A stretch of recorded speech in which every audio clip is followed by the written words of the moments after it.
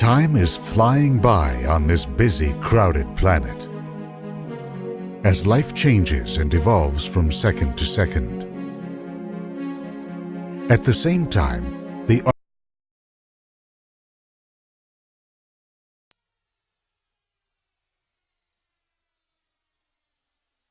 present and the past are real, but the future is not.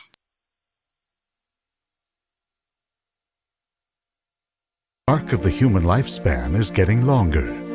67 years is the global average, up from just 20 years in the Stone Age. Modern science provides a humbling perspective.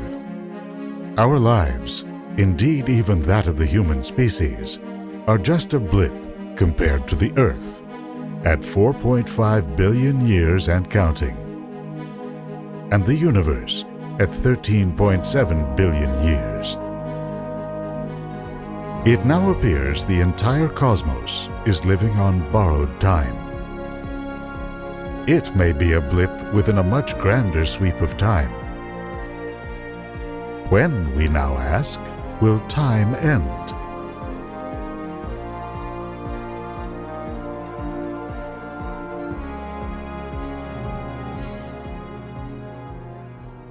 Our lives are governed by cycles of waking and sleeping, the seasons, birth and death.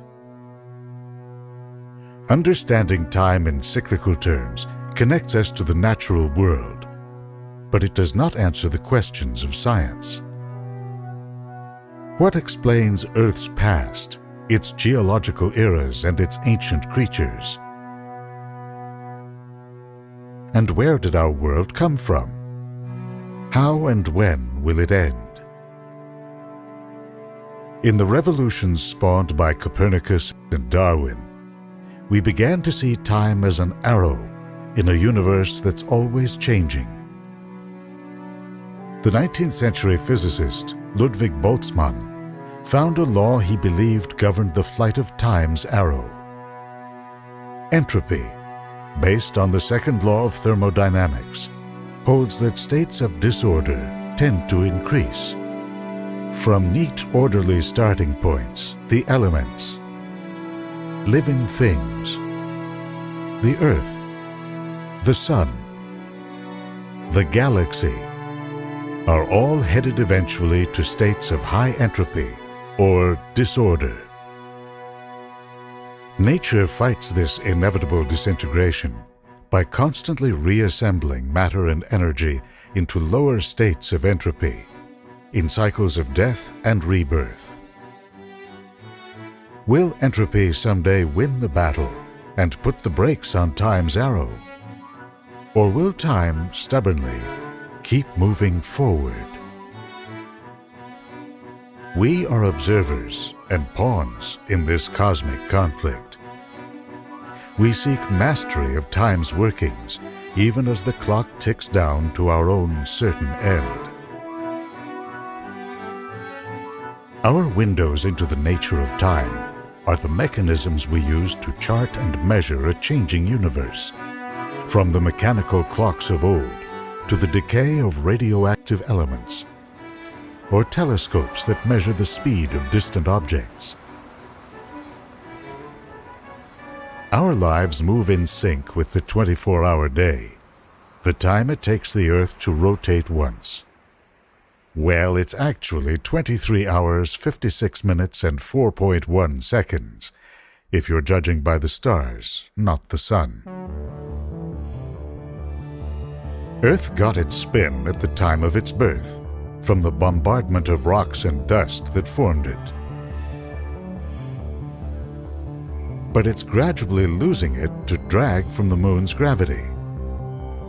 That's why, in the time of the dinosaurs, a year was 370 days, and why we have to add a leap second to our clocks about every 18 months. In a few 100 million years, we'll gain a whole hour. The day-night cycle is so reliable that it has come to regulate our internal chemistry. The fading rays of the sun, picked up by our retinas, set our so-called circadian rhythms in motion. That's when our brains begin to secrete melatonin, a hormone that tells our bodies to get ready for sleep.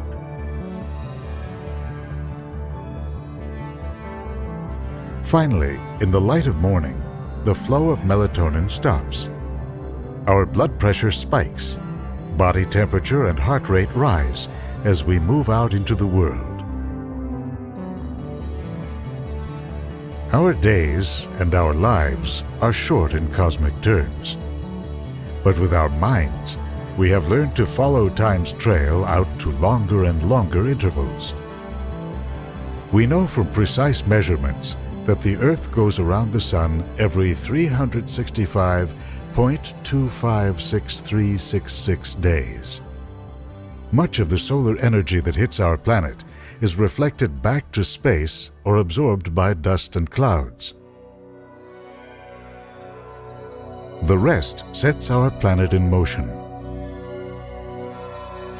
You can see it in the annual melting and refreezing of ice at the poles, in the ebb and flow of heat in the tropical oceans, or seasonal cycles of chlorophyll production in plants on land and at sea. These cycles are embedded in still longer Earth cycles. Ocean currents, for example, are thought to make complete cycles ranging from 4 to around 16 centuries. Moving out in time, as the Earth rotates on its axis, it makes a series of interlocking wobbles called Milankovitch cycles. They have been blamed for the onset of ice ages about every 100,000 years. Then there's the carbon cycle. Plants capture it from the air or the sea. It finds its way into soils or ocean sediments as plants decay or as waste passes out of the food chain. It can take a volcanic explosion or a dramatic lowering of sea levels to release this carbon back into the air, often after millions of years. The processes that shape a planet like ours play only the smallest of roles in the evolution of the universe. So to glimpse time's broader arcs, we must look to cycles that govern the larger cosmos.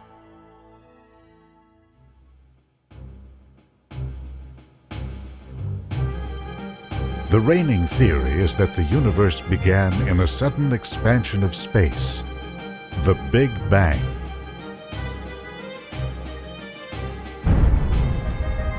With entropy uniformly low, this was the time of the tiny. Subatomic particles like quarks and leptons stirred into a hot soup. They combined into atoms, setting in motion the primordial era. The universe cooled as it ballooned, growing dim and falling into what's known as the cosmic dark ages. After several 100 million years, larger clumps of matter had drawn together.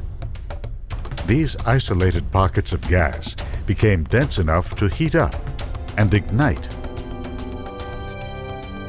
So began the era of stars.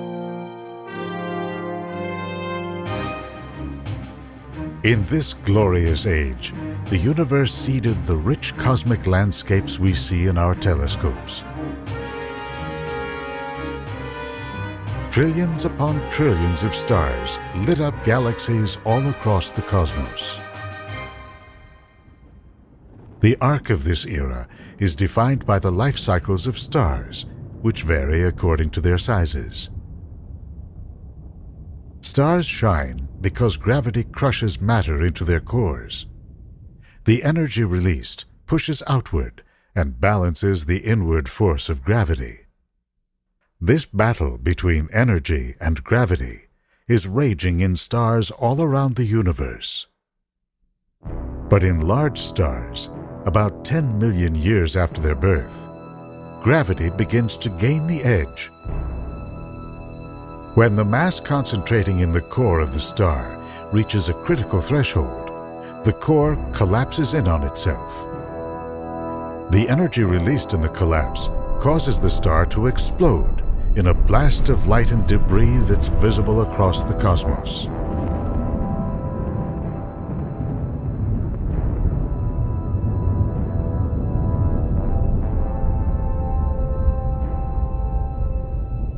In the wake of this supernova, shock waves can cause nearby clouds of dust and gas to collapse and ignite to form generations of smaller stars like our Sun.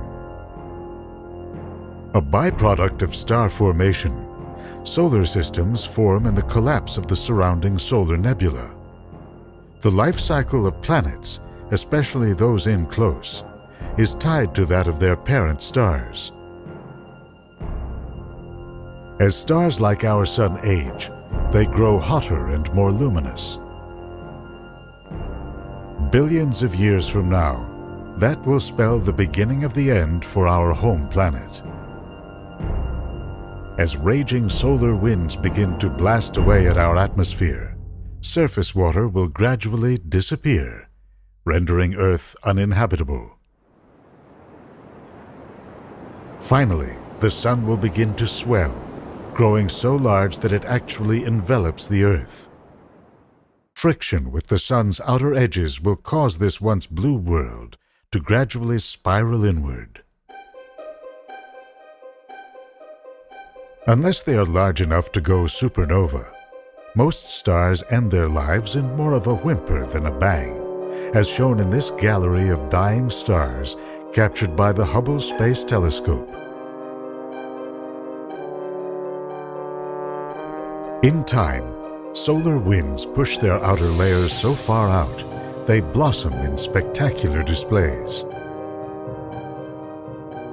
That's just what happened about 12,000 years ago to the star that spawned the famed Helix Nebula. On the inside, spokes of denser gas stubbornly resist the star's relentless winds. The star itself is now a dim, cooling remnant called a white dwarf. It's the size of Earth, but about 200,000 times more dense. This is likely what's in store for our Sun. A distant civilization may scan it for planets, but by then they won't see Earth. This battle between energy and gravity repeats in every corner of a galaxy like ours, with gravity drawing gas clouds into stars, and stars burning themselves out on a variety of timescales. In time, though, as the mass of the galaxy collects in successive generations of small stars, it will grow dimmer and dimmer. Some galaxies will see a temporary rebirth if their mass gets stirred up and combined with another. That's what's destined to happen to our Milky Way. At just about the time our Sun begins to swallow our planet, any remaining Earthlings will see the stars of the Andromeda Galaxy looming above the plane of our Milky Way. As shown in this simulation, the two are likely to tear each other apart. If it's a direct hit, the stars in both galaxies will gradually join together in a gigantic galactic puffball known as an elliptical galaxy.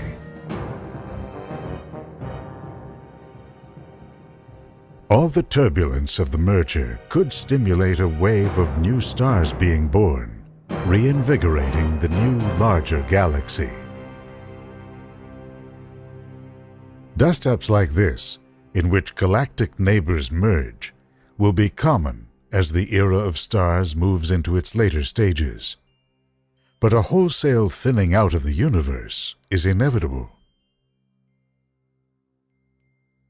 On a grand scale, recent studies of the cosmic expansion rate show that the universe as a whole is in no danger of succumbing to gravity or of ending in a big crunch. In fact, over the last 6 billion years, the universe has begun to accelerate outward. Gravity is losing its grip to an unseen force called dark energy. You can see evidence of this now, out in the huge voids of space between filaments of galaxies. These voids are like ever-expanding bubbles. Where the bubble walls touch, you can see filaments of galaxies. As the bubbles grow, the filaments will stretch and break. The distance between galaxies will widen at a faster and faster pace. Eventually, no matter where you are in the universe, you will see only a few isolated clusters of galaxies huddled together, with little connection to anything else, and few clues to how they got there.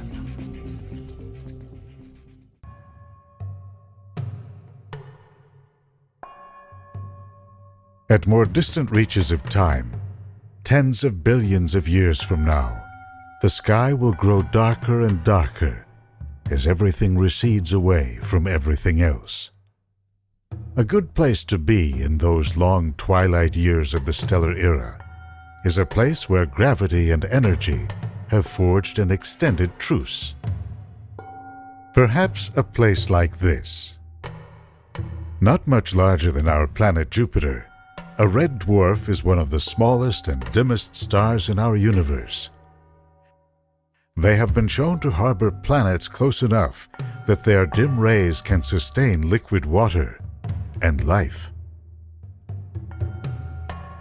Brown dwarfs and red dwarfs form the vast majority of stars in our galaxy. In fact, combined, their mass exceeds that of all the large stars. Because they burn so slowly, they'll be the final beacons of the majestic age of stars, an era that will extend out to 100 trillion years. Even as their host galaxies grow dim, another process will begin to transform these small outposts. Over time, chance encounters between objects will perturb their orbits, sending some toward the center of the galaxy and others out into the void. In this way, galaxies may gradually evaporate, with ever denser concentrations of matter accumulating in their cores. As that happens, the universe begins to take on a new character. Welcome to the degenerate era, in which the universe is populated by red and white dwarf stars steadily cooling, and by the charred remains of supernova explosions, neutron stars. Even though these dead stars have used up their nuclear fuels, they continue to produce small amounts of energy. They scoop up and annihilate dark matter particles that manage to stray into their grasp. Here is where cosmic evolution slows to a crawl. It's expected that protons, the building blocks of all atoms, will slowly degrade, turning into subatomic particles that then decay into photons. All the protons in existence date back to the early moments of the universe. Their eventual decay will mark the end of the degenerate era. Around a billion years after the Big Bang. That's a 1 followed by 40 zeros. Our picture of what happens after that depends on what we learn in the coming years beneath the border of France and Switzerland, in one of the largest physics experiments ever undertaken. 100 meters underground, the Large Hadron Collider was built to accelerate particles in opposite directions through a giant ring 27 kilometers around. When they reach nearly the speed of light, scientists will bring them into ferocious collisions. One goal: to define the final time horizons of our universe, as well as the final moments of its most persistent objects. Black holes, ranging from millions to tens of billions of times the mass of our Sun, occupy the centers of large galaxies today.